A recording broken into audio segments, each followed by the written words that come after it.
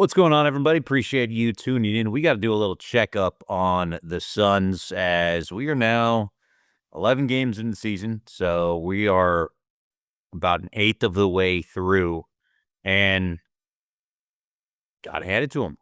They are playing some scrappy ball right now. They're actually putting together pretty good effort on both sides of the court, and it's resulted in a 6-5 record. I mean, a nice win the other night against the Pelicans, who might be one of the worst teams, if not the worst team in the league. But it still counts, and they get an effort where, they have Grayson Allen have a career day, bunch of guys contributing. And as it stands right now, they'd be in the play-in, and they're only one game back of being the 5 seed in the West. So, I mean, they are playing. Jordan Knott has them as critical as I was on his rotations and stuff. He has them playing hard, and the numbers are backing it up. They were horrible defensively, and if you remember, Bill Simmons was talking about how he thought that they might be the worst team in the league defensively. Got on a little bit about ownership, saying, hey, he challenged him on Twitter and said, let's bet on it then.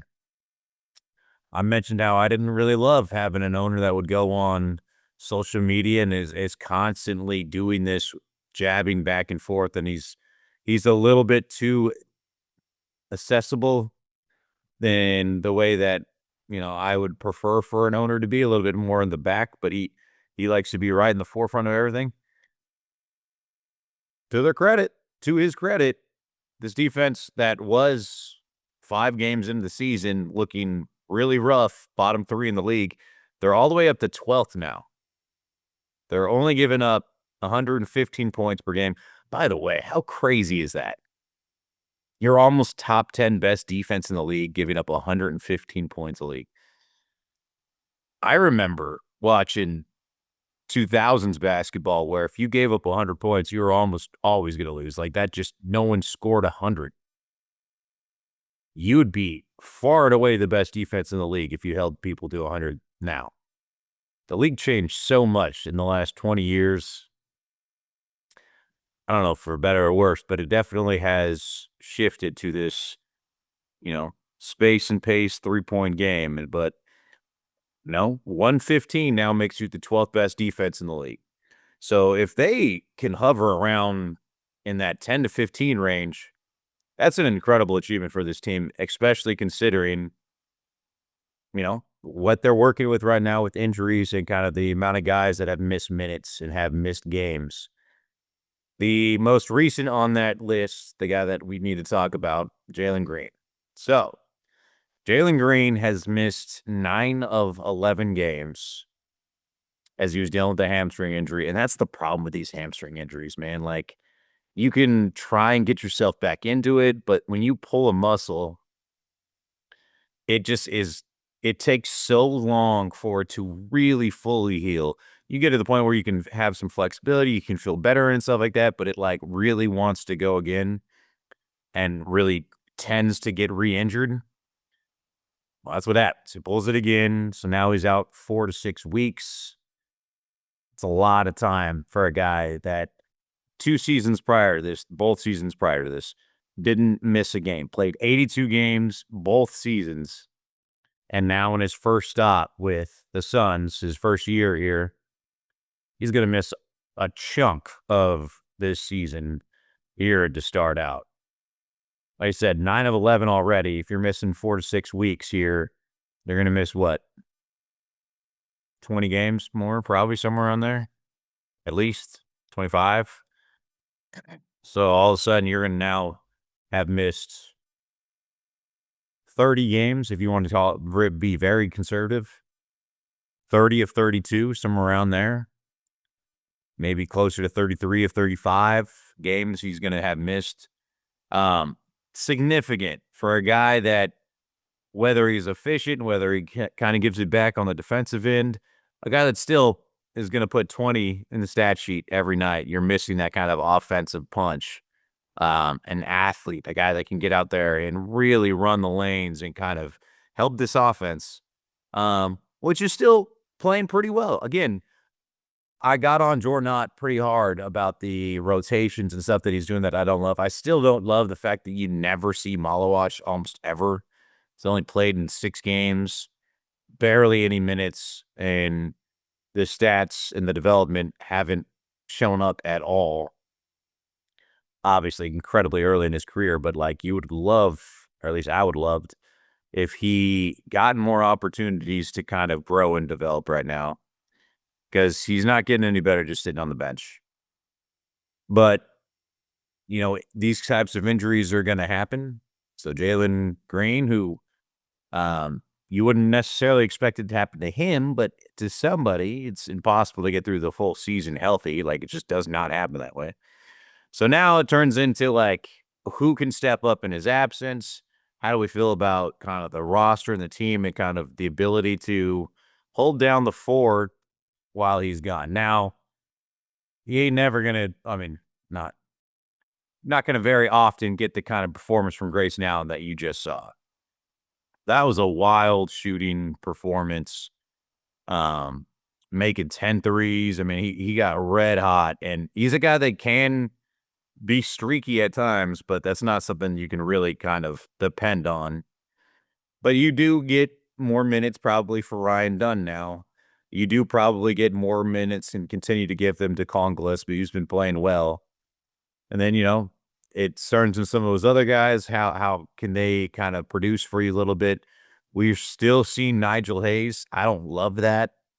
I still stand by Jordan Goodwin would be better in that rotation, but again, it's harder to be critical of the moves that Jordan is doing in this rotation when it's producing wins. 6-5 is not bad for a team that had very low expectations. I still felt like they were undersold, and kind of underexpected this year.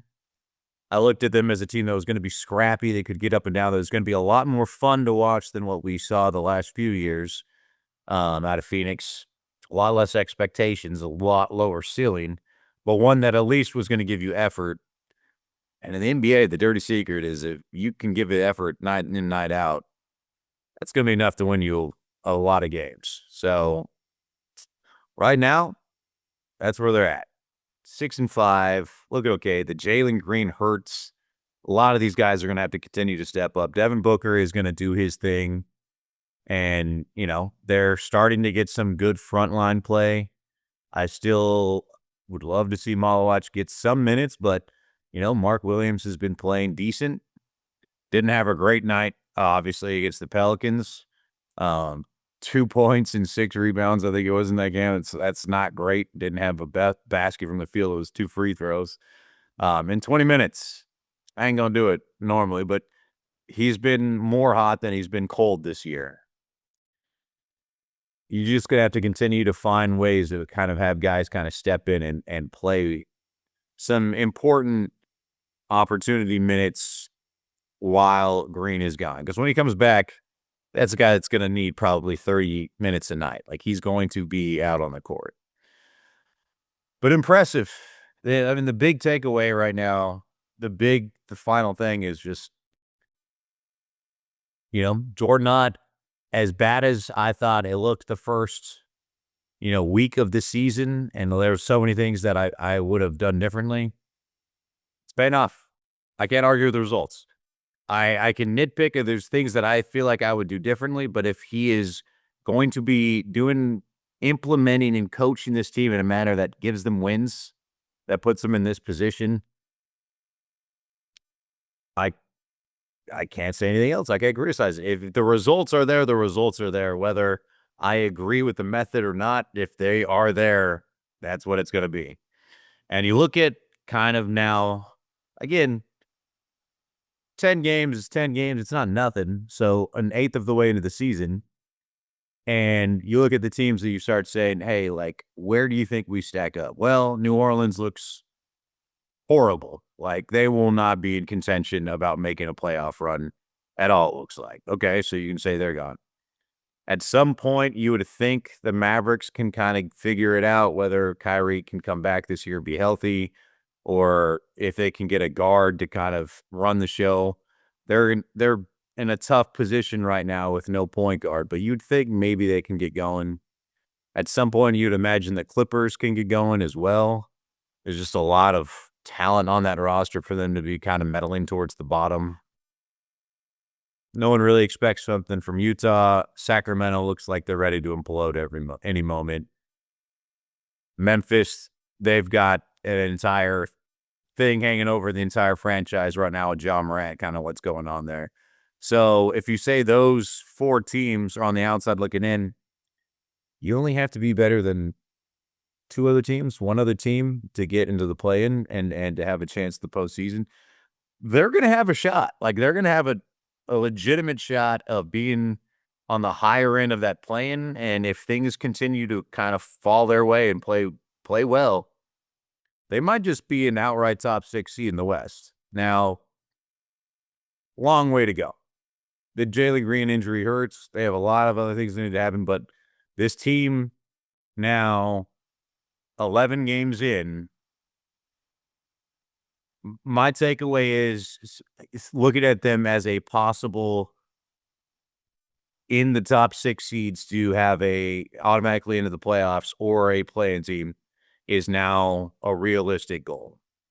They've shown enough that they can be good enough collectively on defense and active enough and energetic enough to make a difference there. And then they have enough guys that are kind of individual scorers. Is there like a run in this team? I don't think so. I don't see that. But they're showing you enough that there should be some kind of excitement for this team. And, you know, that's more than what people expected coming in. And a lot of that credit has to go to Jordan Ott. It's just plain and simple. And Matt Ishbia was the man behind it that believed in him. He's the one that has continued to stick by his guns and say that this team has what it needs and that he's making the right moves and that they want to win now and that, you know, he believes in kind of what they are doing. I was pretty critical on him as well. He deserves a lot of credit as well. So this team, 11 games in, I know they're only 1 game over 500, but it's kind of the way that they've looked. Got to tip your cap to them. They're doing their thing right now. So we'll see if they can keep it up. We'll see if they can, you know, monitor and kind of deal with the fact that Green's going to be out for a while. But if everyone continues to kind of play this role and play like with some effort and they run in a really deep bench, some nights it's going to be Grayson Allen, you know, some nights it's going to be Ryan Donoso. Like some of these guys are going to have their moments. It's fun to watch. It's a fun team right now to watch because of the amount of effort that they are giving, which is not something we associated the Suns with the last couple years. So got some work left to do. Got a lot of season left. But at this point, tip your cap to them. The team is doing well. And again, a lot of that has to do with Jordan not making the right moves. And I got to give him some credit because I was critical of him to no end this start. So he deserves some credit right now.